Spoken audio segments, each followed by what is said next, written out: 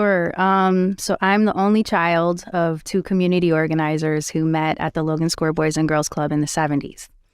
My dad came from Puerto Rico when he was 4 years old because my uncle needed some medical attention that he wouldn't be able to receive on the island. As we know, it's current colonized state, and obviously their infrastructure is highly problematic to be able to meet some complex medical needs.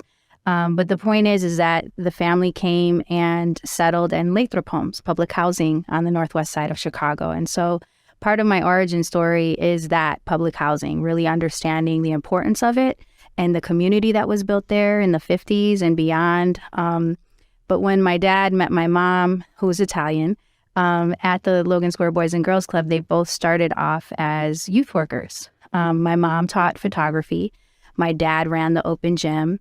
They worked their way up and became executive director and program director and fell in love, had a baby, here I am. And so my early years, I spent a lot of time at that Boys and Girls Club, and really, by being embedded in that space and watching my parents work around the clock, from, negotiating gang truces to ensuring that families had their basic needs met, to creating space for young people to explore their talents, form relationships and bonds, look at different types of career options.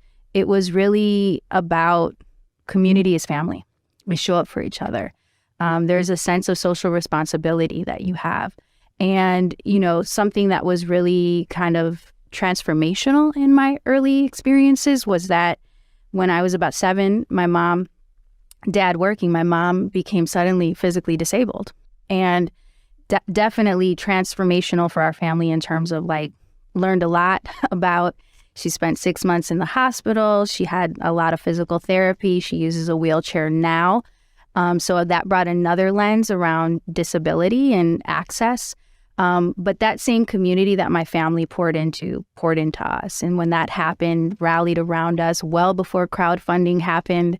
They had a fundraiser that helped, stabilize our family economically, because obviously my dad he couldn't work because he was caring for her as a primary caregiver. So all of those experiences, they come to bear in kind of my kind of motivation and inspiration to do the work that I do. Because because of that experience, I'm real clear about the power of community. I'm real clear about collective action. I spent a lot of time with my parents. They took me everywhere because I was an only child. Board meetings, protests, community events. So that's very much a part of my DNA. And that's really what has kind of inspired what I studied in school, which was sociology and Spanish. And then, going back for a doctorate degree in educational policy, but always staying grounded in community.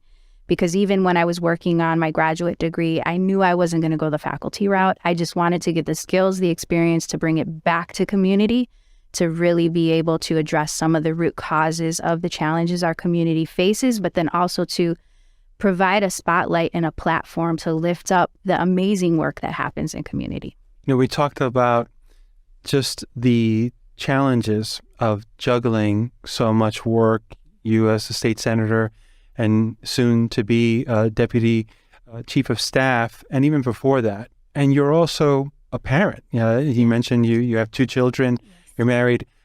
How do you juggle all of that, right? We talked about how people from the outside looking in, they're like, you must have cloned yourself. Tell us about the challenges of juggling your personal life, your professional life, because especially as a Latina, as a woman, it's much more difficult than for me as a parent that certainly is involved in the upbringing of my children, but especially for a woman in a Latina culture. Share with us some insights about how you manage it all. Yeah, I mean, that whole saying, it takes a village, is real. I am absolutely blessed to have a husband who is an amazing partner in this work. We've been together 27 years, right? So we've kind of grown up together, and he has obviously been supportive all along the way. And we waited a lot longer to have kids, so we definitely have that really strong friendship at our base, but also showing up for each other, right? So he's mete mano en todo, right? He's making breakfast, he's dropping off kids, but he too has a full-fledged career. But we're lucky that, we have extended families such as my parents, my in-laws, our neighbors, that is huge. And then we've built community where our kids go to school. And so it really is one of those kind of coordinated effort of understanding that, like, while they're my kids, they're also my neighbors' kids, and I'm the parents of my neighbors' kids. Like, we look out and share that responsibility because there wouldn't be any other way to do it without that kind of support. And it's a beautiful community to be a part of when you do have neighbors in that extended family that show up for each other in so many different ways.